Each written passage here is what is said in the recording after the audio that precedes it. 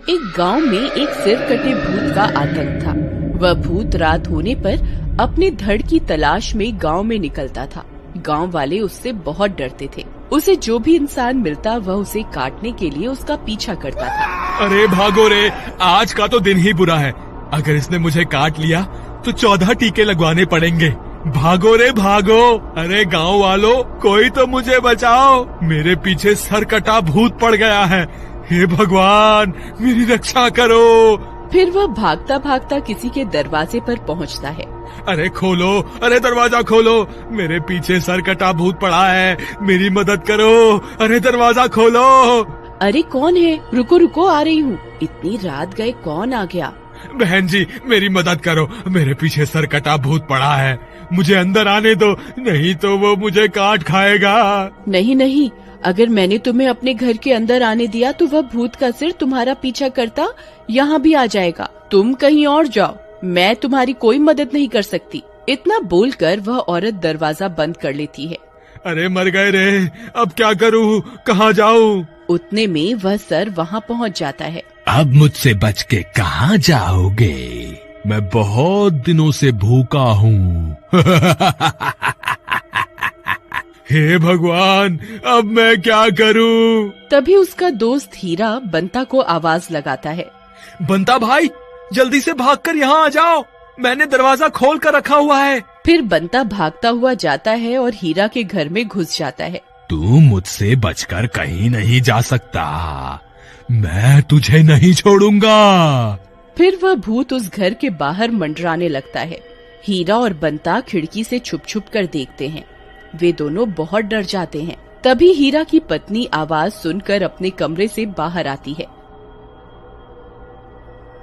हे भगवान, ये सिर कटा भूत यहाँ कहाँ से आ गया? और ये बंता इतनी रात गए हमारे घर में क्या कर रहा है? भाभी जी, मुझे माफ कर दो, ये भूत मेरी वजह से ही यहाँ आया है। हीरा ने मेरी जान बचाने के लिए अपनी और अपने परिवार की जान को जोखिम में डाल दिया। अरे कहाँ छुप कर बैठ गया? बाहर निकल, आज मैं तुझे नहीं छोड़ूंगा। ए गांव वाले, ये मेरा शिकार है, इसे अभी के अभी अपने घर से निकाल दे, नहीं तो मैं दरवाजा तोड़कर तुम सबको खा जाऊंगा। ये तो हम सबको खाने की बात कर रहा है। सुनो जी, मैं इसकी वजह से अपने पूरे परिवार की जान खतरे में नहीं डाल सकती। आप अभी के अभी इसे घर से बाहर निकाल दो। मीना, लेकिन अगर मैंने इसे बाहर निकाल दिया तो ये भूत इसे जिंदा नहीं छोड़ेगा। लेकिन मैं इसकी वजह से अपने परिवार को खतरे में नहीं डालूंगी। कोई बात नहीं हीरा, मैं चला जाता हूँ। फिर इतना बोलकर बंता घर से बाहर निकल जाता है।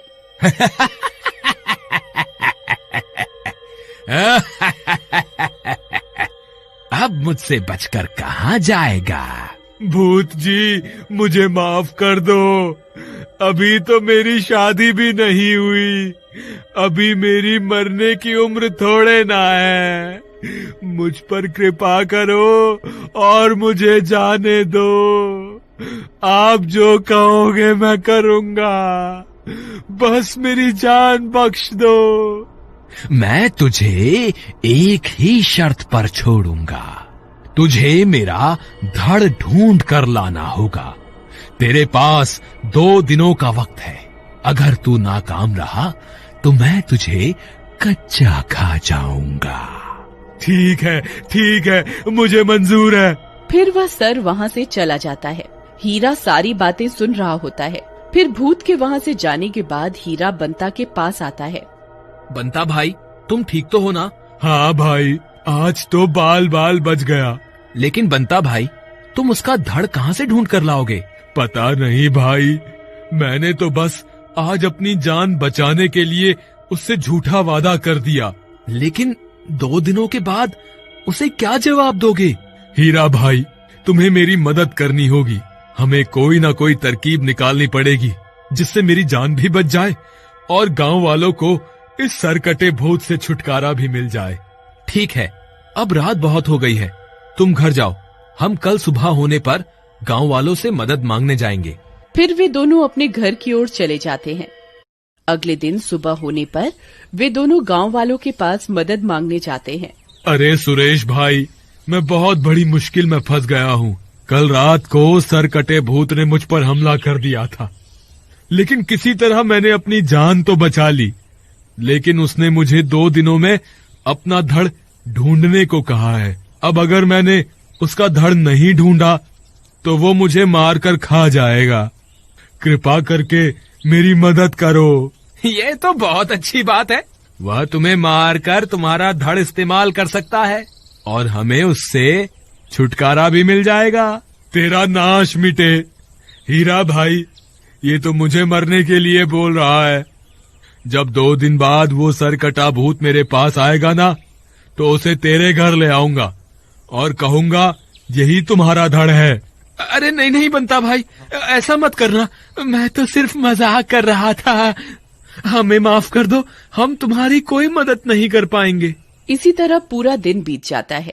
फिर अगला दिन होने पर, हीरा भाई, हमारे पास आज रात तक का वक्त है।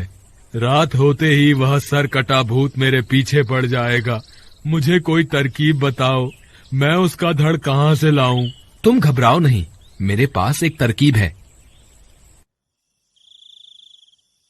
तुम्हारी ये तरकीब काम तो करेगी ना? बंता भाई, अगर इस तरकीब से तुम्हारी जान नहीं बची तो दुनिया की कोई भी ताकत तुम्हें बचा नहीं पाएगी। चलो, मैं उस पेड़ के पीछे जाकर छुप जाता हूँ। तुम उस सरकटे भूत को पुकारो। फिर हीरा भागकर उस पेड़ के पीछे छुप जाता है। भूत भाई, आप कहाँ हो? देखो, मैं तुम्हारा धड़ ले आया हूँ, जल्दी आ जाओ। लेकिन उस भूत का कोई नामो निशान नहीं होता। हीरा भाई, लगता है वह भूत मुझे 2 दिनों का वक्त देकर खुद आना भूल गया है। थोड़ा जोर जोर से पुकारो, वह जरूर आएगा। अरे भूत जी, आप कहाँ हो? मैं कब से आपका इंतजार कर रहा हूँ। कृपा करके जल्दी आइए और अपने धड़ के दर्शन कर लीजिए। तभी डरावनी डरावनी आवाजें आने लगती हैं। जोर जोर से हवा चलने लगती है। अरे मर गए रे, लगता है वो भूत आसपास ही है। तभी उसका सिर उड़ता उड़ता वहाँ पहुँच जाता है। अरे, तुम तो अपनी जुबान के बहुत पक्के निकले। तुम तो सच में मेरा धड़ ढूंढ कर ले आए।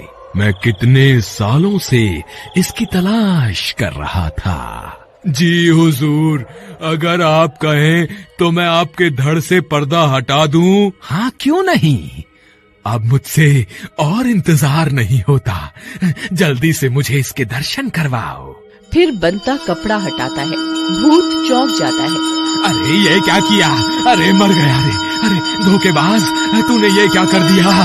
बंता हनुमान जी की मूर्ति को भूत के सामने ले आता है। दर्शन करके कैसा लगा? अरे मर गया रे। हे भगवान, मुझे माफ कर दो। भूत जलने लगता है। अरे मर गया रे। मैं यहाँ एक पल भी नहीं रुक सकता। मुझे अभी के अभी यहाँ से भागना होगा। फिर वह भूत वहाँ से भागने लगता है। बंता, मूर्ति को जल्दी से उठाओ, हमें इसका पीछा करना होगा। हम इसको आज बच के जाने नहीं दे सकते। फिर वे दोनों मूर्ति को साथ लेकर उसका पीछा करने लगते हैं। अरे मर गया रे, आज मैं नहीं बचूंगा। अरे रुक जा, अरे भागता कहाँ है? आज तेरी जिंदगी का आखिरी दिन है, तू बच के कहीं नहीं जा पाएगा। फिर भूत जंगल में घुस जाता है। अरे हीरा, ये तो घने जंगल में घुस गया। अब क्या करें? इसके पीछे जाना ठीक रहेगा क्या? हाँ हाँ, क्यों नहीं। जब स्वयं भगवान हमारे साथ हैं, तो हमें डरने की कोई जरूरत नहीं है। चलो इसका पीछा करते हैं।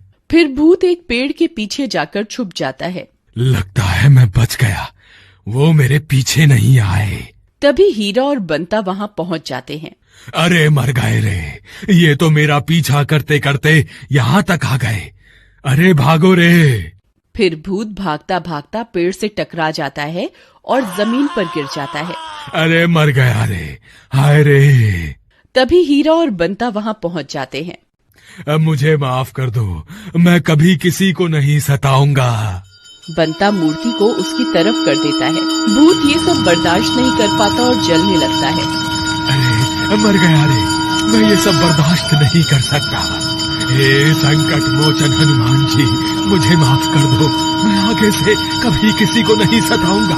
अरे अरे मर गए रे, हे भगवान, मुझे मुक्ति दे दो। और इस तरह बंता की जान बच जाती है और पूरे गांव को उस सिर कटे भूत से छुटकारा मिल जाता है।